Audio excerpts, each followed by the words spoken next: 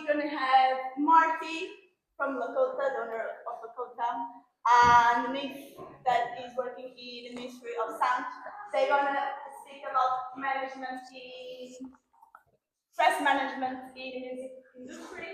So enjoy, and Kelsey again. Again, yeah. So yeah, enjoy.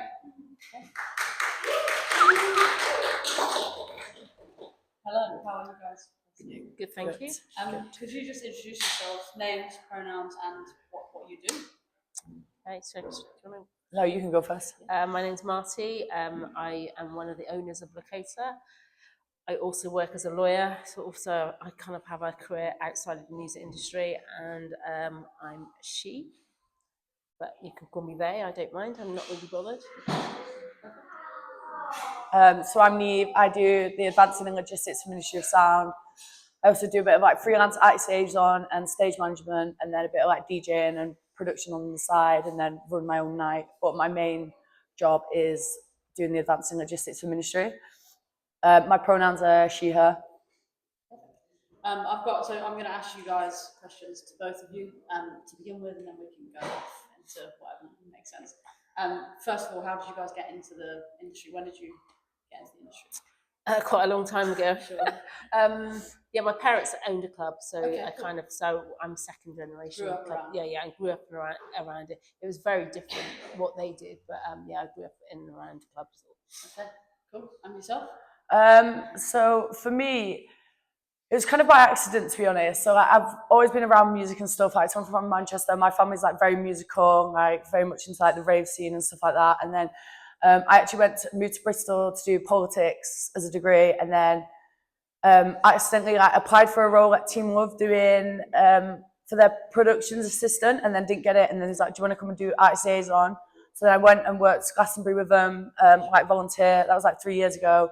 And then it kind of just like snowballed from there. Like, I was already running a night in Bristol called Break the Night, and it's like more focused on like techno and like electro, which is quite Bristol's very like drum and bass and dub heavy scene. So I started running that, and then yeah, it just kind of like snowballed. And then I was moving to London, and then Travis, who used to work at Motion, like offered me the job there because I'd done a bit of like advancing and stuff like that. So yeah, now I'm here. Yeah, it was all kind of by accident, and just kind of just kept rolling.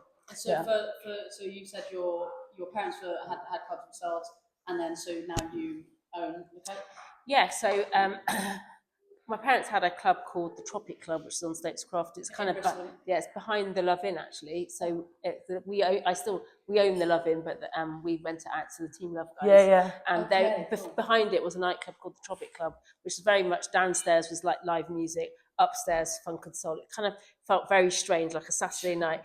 It was like apartheid because downstairs was all like indie kids and upstairs was all like young funk people, mainly black people into funk and soul. Just the way that kind of scene it was in the sort of 80s. Yeah. And then I went to uni in London and became a bit of a big raver.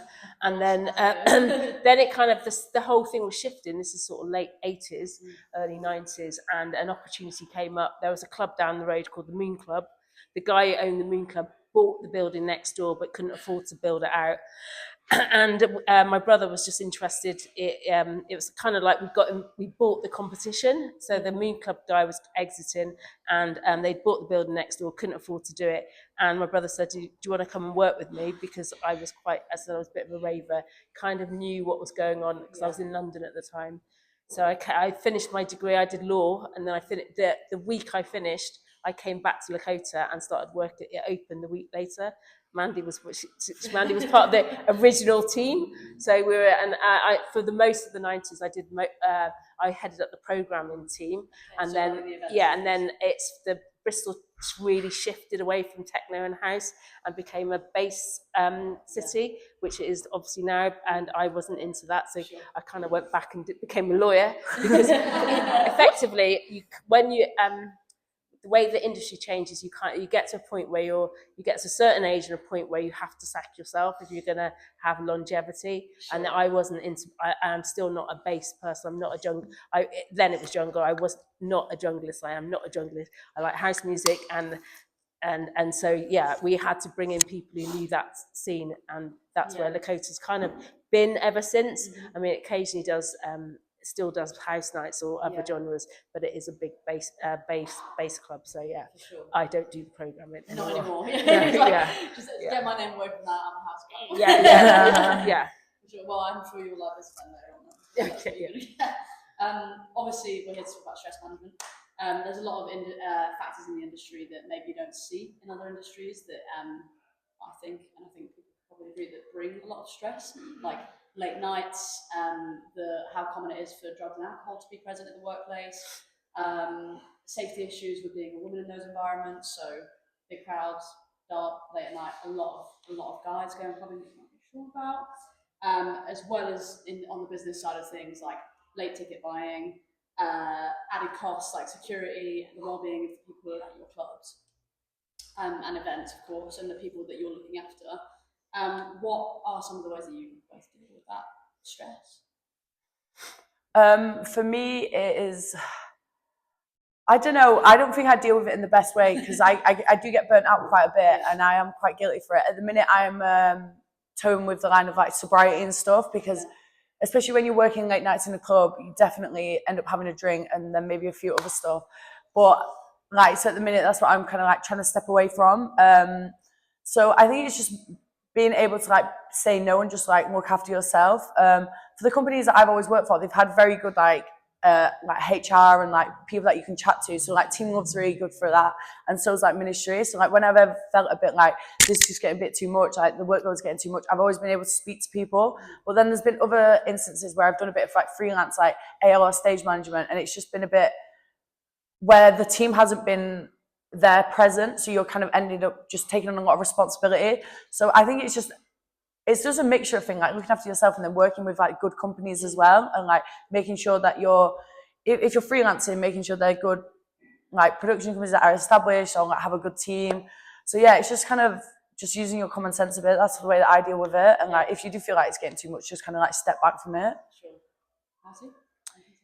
Yeah, I mean, I guess because my parents did own a nightclub before, and were black club owners, kind of always knew that the drug thing was not good for us. So kind of never really, everyone dabbles, but never really, always knew that was other clubs I've known, people have failed because they get too much into the drugs and they fall down their rabbit hole of drinking too much. And so I always knew that's something, it's not good for your stress levels and it's not good for your health.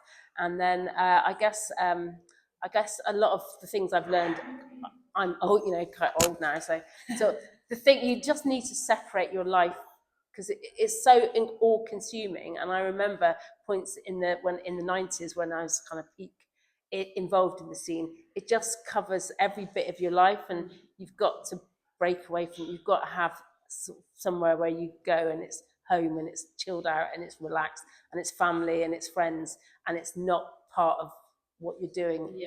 And so I just think that separation and kind of putting it in its box and knowing it's if you're going to make a good career out of it, you've got to treat it with the respect you would any other job, like be professional, learn how to do it. A lot of people, I mean, when in the early days you're kind of thinking on your feet, kind of work stuff out, but there's always a best way to do stuff, and learning the best way to do stuff and doing it really well reduces a lot of stress. So I guess just and just self-care. You've got to look after, you've got to you've got to know when to step back and as I said, have a life away from it all. Work-life balance. Work-life balance. Treat it like any other job, because I've had the advantage of having a career outside of it.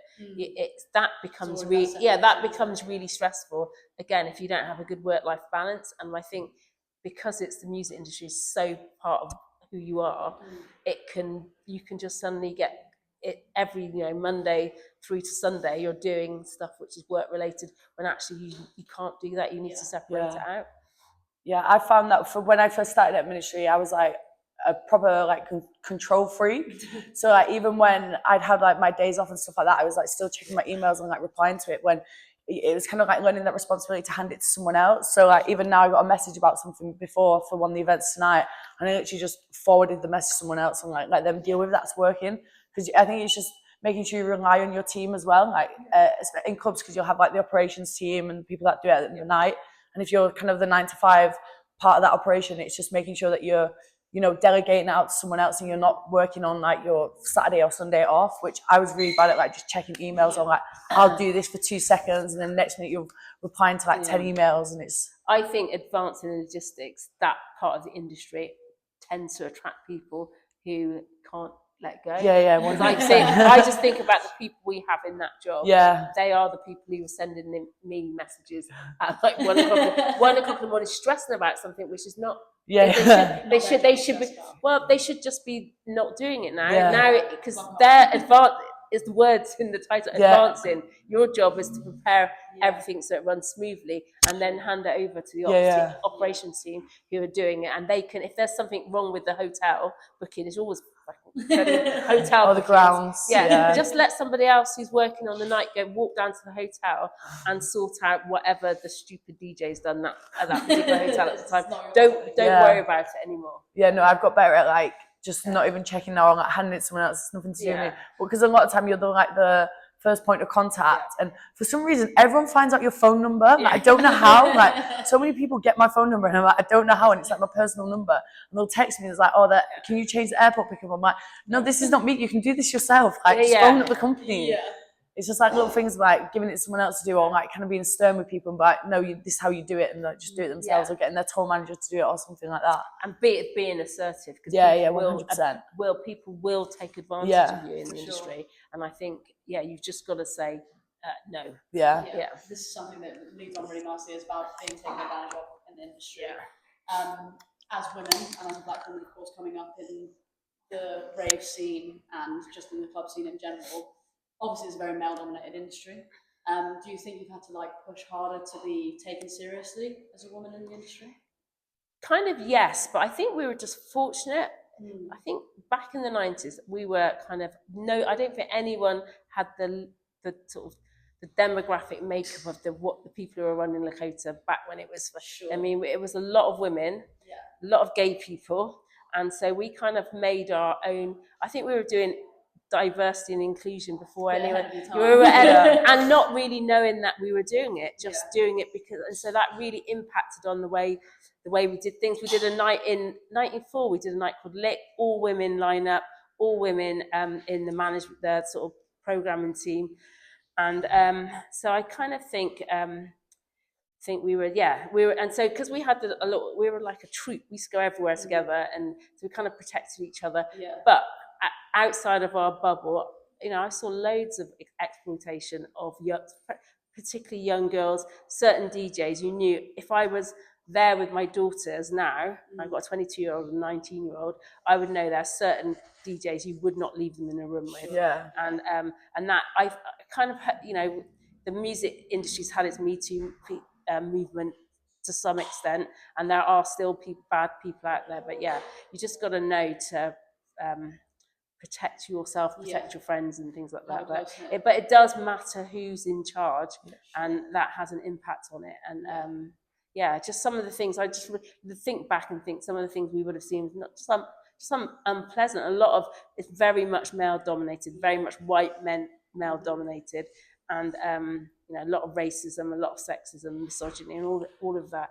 And I just think back now that I hope young people don't put up with the stuff what kind of we knew was going on, but we did create quite a safe bubble for ourselves. Definitely. And how does that compare to today? Because you do yourself a DJ as well. So I think for me, depending which role I'm in, so when it's like the advancing and logistics side, I'm very good at saying no. So like if I'm dealing with if I've done like the AL as well as advancing the show, if someone wants something and it's not like on the advance, or it's not been in the deal memo or agreed, I'm very good at being like, no, you can't have it. So I think it depends on the type of person you are. But then if you look at the other side of it, when I've done like RICAs on and at certain festivals and stuff like this, there has been like very weird like tour managers still. So it is still out there, and you kind of just either have to like, it's not ignore it, but you need to like kind of tell someone about it. So when I've worked with Teen Wolves and stuff like that, they're so good. When I've done Glastonbury, they would always like, if there's any issue, like you would tell like the ICAs or managers and stuff like that, and then they would like deal with it appropriate. And they're really good at like not getting them DJs back. That I've noticed as well, like 100%, because I know that certain things have happened, and then they've literally just like blacklisted that DJ from all like the Teen Wolf productions. So like they're very good in that sense. I think I'm very fortunate with the people and the companies that I've worked for, where I kind of felt quite protected, and then they work with like DJs that are like, if a DJ has like, or like tour manager has like some kind of allegation, they just won't work with them. So I think it's good. But then there's been times when I've been DJing as well, where like, or when I've been running my night and I've spoke to like the sound guy or something like that, and then he's just thought, the way that he spoke to me, it's like, oh, he didn't realise that it's my night as well. Like, I've definitely had that with a few Bristol venues. I'm not going to name who, and I just don't even go. I just don't even do it anymore there. I'm just like, I can't bother for this. But when I do like my night at the Exchange, like they're really good there. Like, I get a lot of respect there. But then there's other ones where I felt like you wouldn't be speaking to me like this if I was like a male, and I'm not one to be like crying like sexism all the time and stuff like that. But you can feel it. You can definitely feel it and stuff. But so I think it depends on the role. But yeah, I think more kind of the DJing side is when I've had a bit like few funny instances and stuff like this, or like taking you a little bit less seriously. 100%. Yeah. Sure. I've put on some events myself in the past, and one stuck out to me where I was running the event, I was headlining, doing everything, and one of the bands that were playing was they'd never played a show before, punk band, big burly guy at the front. And a lot of people were coming in and asking him, oh, what do I do with this? How do I do this? Where are the tickets? Blah, blah, blah. And I butted in. I was like, oh, it's okay. You know, scan the tickets over there. And they were like, who are you? Yeah. I was like, you're just talking to, the male counterpart, where there's that kind of expectation almost. But do you feel like there's a difference in sort of how I guess just the overall vibe when it's compared to like a predominantly male lineup and say managers or business club owners versus a lineup that is more varied or predominantly women, or like you said with your team was mostly women? Yeah, I think it does. I mean, it permeates down. I mean, we try now. I mean, sometimes when I say we, because I really don't go to the Lakota that often myself. When I say, but the team, they do really try to make sure the lineups are mixed, and because it does have an impact on the way of the atmosphere. I mean, going back to the 90s, there's a seat is like the progressive house scene was very male dominated. The music was very kind of, and you just got the audience started to shift. This is the sort of John Digweed sachet, and you'd get predominantly loads of men in the club, and the atmosphere was really kind of strange. And so you realize that actually you needed to mix it up a bit with some of the more sort of handbag house and the more what it would attract women, because otherwise it would affect the night, and then it would be quite aggressive.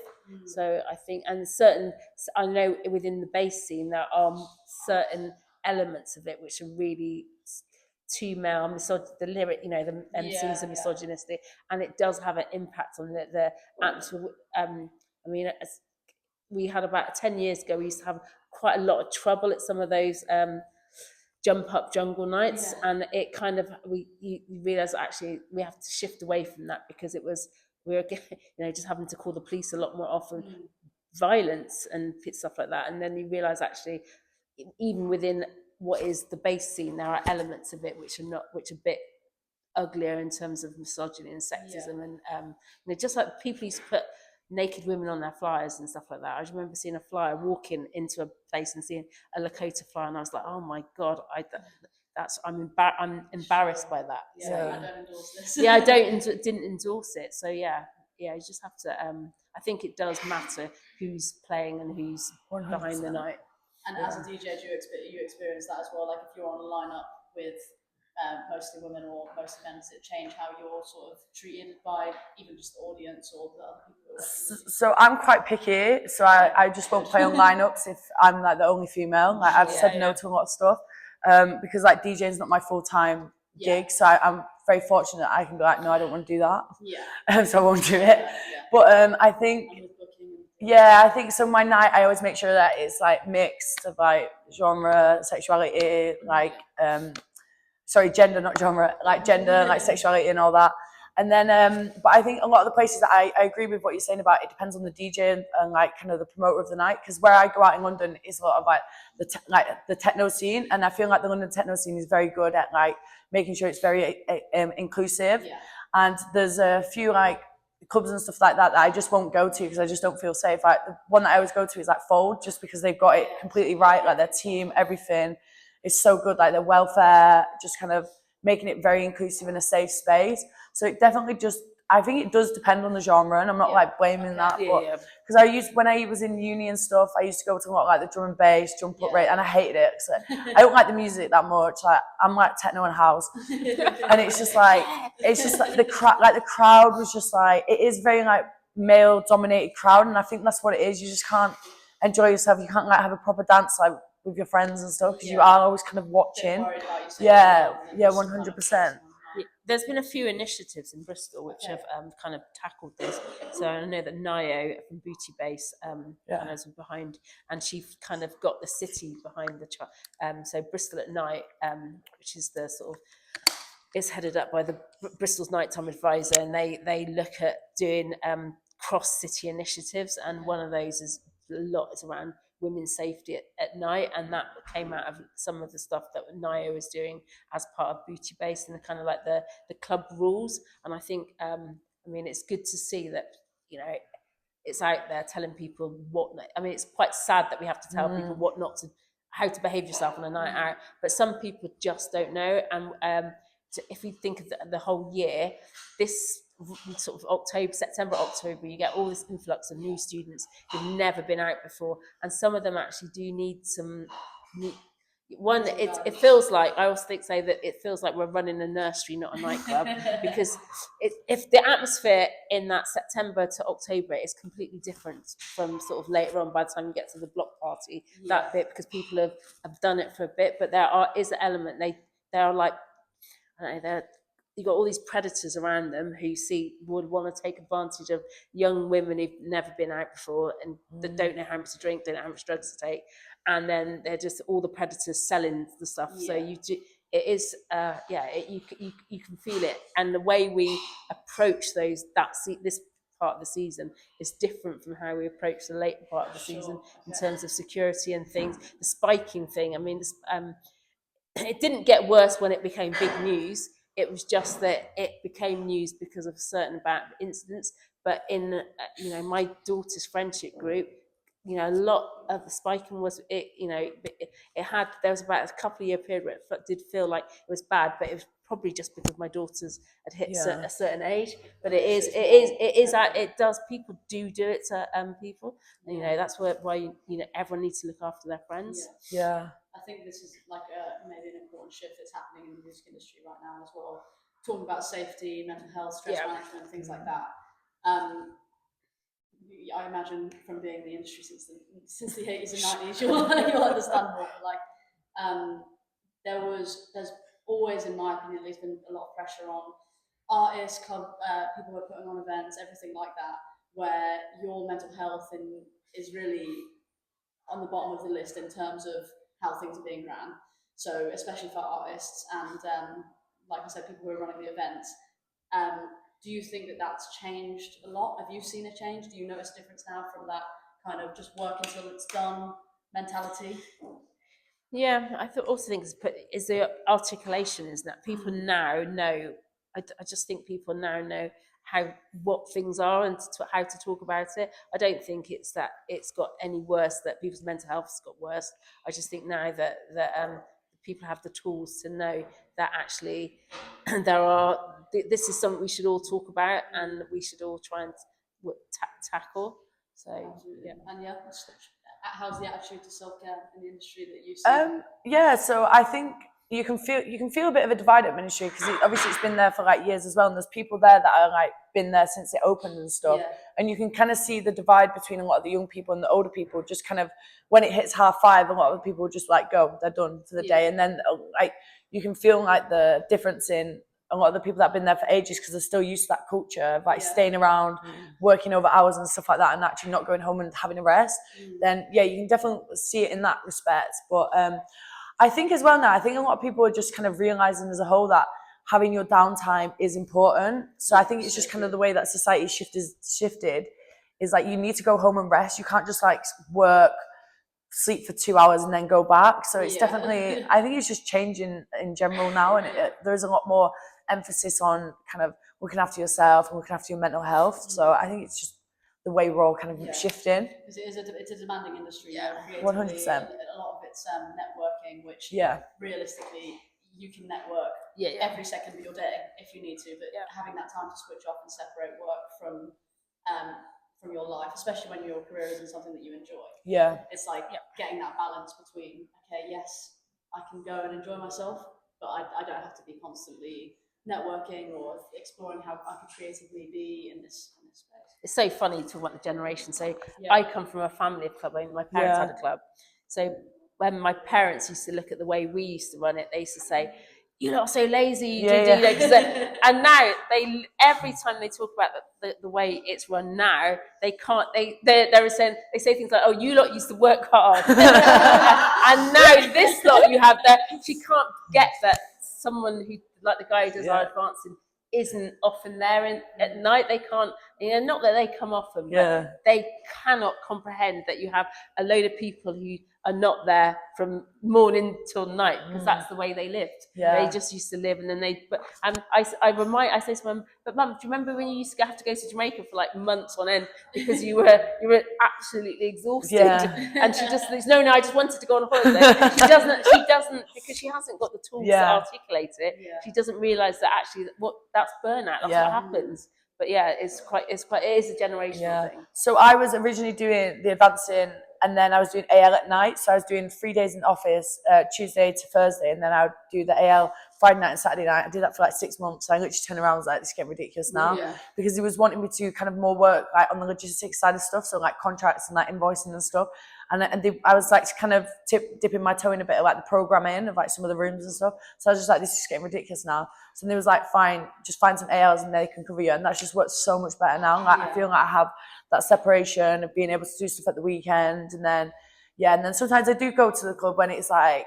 So we had Groove Armada the other day because it was our 33rd birthday, and like, I went then because it was Groove Armada. And it was really good. Yeah, brilliant.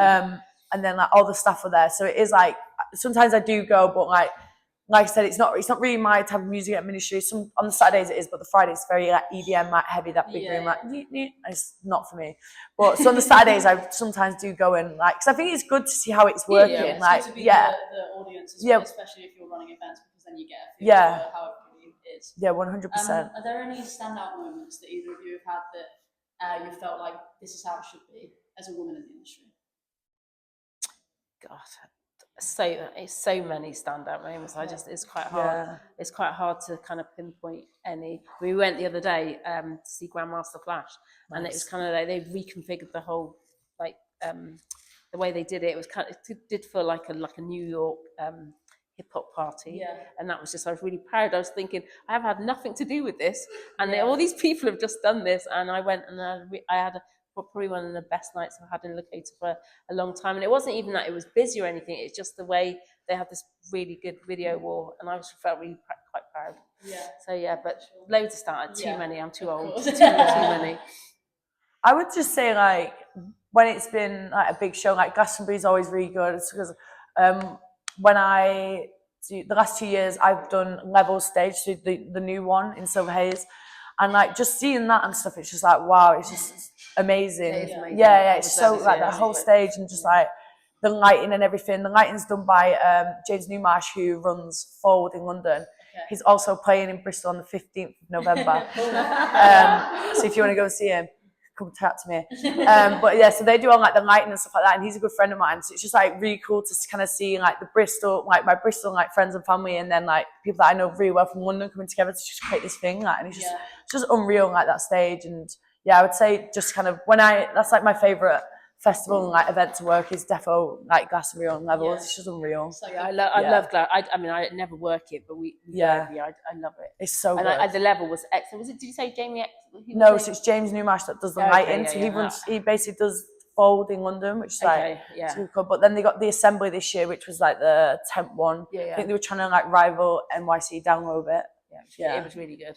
It's so good this year. Just those spaces where everyone can come together and share and Yeah. be in a community, and especially Yeah. if the place is safe and everyone's well looked after.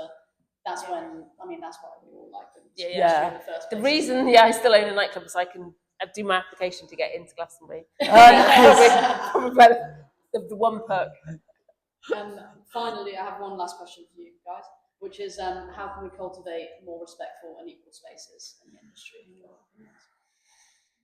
For me, I think it's such a basic answer, but it's just like education and like having these type of chats. Like, I don't really know what else to do, because I think a lot of it is down to people just wanting to inform themselves and stuff like that. But yeah, I think it's like these conversations are really good. I kind of like the way everything's going at the minute of like people making it aware, just calling out like people as well, like and stuff like that. But calling people out and calling venues out. Yeah, 100%. calling people out is a thing, and I think that always happens much later than it should. 100%. Much later than it should, because people do know who the wrong ones are, and they just don't get called out, especially if they're, there's a commercial incentive to keep them in there. But things like even pointing out. I know every year this happens now, where you'll see a lineup poster for a festival or for, whatever events are going on, and they take away all of the male artists, and you see like a dead festival on the list. So things like that, spreading the information and just making people aware of the inequalities in the first place is how to get people to. Well, Glastonbury got called out last year as well because of their pyramid stage and stuff. So like, even if the big boys are getting called out, then it's good, because then it makes other people think, well, if Glastonbury can't get away with it, which sells out every year, so it doesn't matter, then smaller promoters need to start changing as well. Like, I think it's from top bottom. Do you say top down? Yeah. So I've always kind of thought, well, of course that, because if what your example is of success is this more diverse space, then you're going to follow that. Also, the kind of getting the ball rolling from the underground. Yeah, 100%. Like you said, you were the chain. Like the resident venues, the resident DJs is the place where you can. It's easy because there's so many people you want to play. Just make sure that half your resident DJs are women, half are, or it should reflect the place you are, and that's why I think we live in Bristol, where it's got it's a mixed city, and it should reflect that.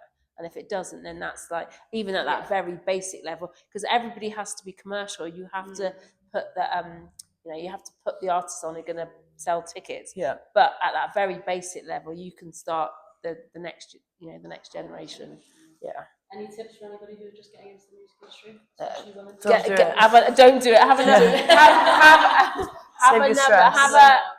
an alternative career as well, and work with good people. If someone's not very nice and pleasant on a basic, like, you walk into a room and chat to them, just don't go there. Work with good people. I mean, it sounds like you've worked with some. You work with Team Love. I know Travis. You've been fortunate, because that's what I mean. Because he's my manager, Travis, isn't it? So And same sort of thing then. He's really nice, Travis. Yeah, he's good. He's doing well. Well, thank you guys so much. It's been amazing to talk to you. Thank you. Learn a little bit more.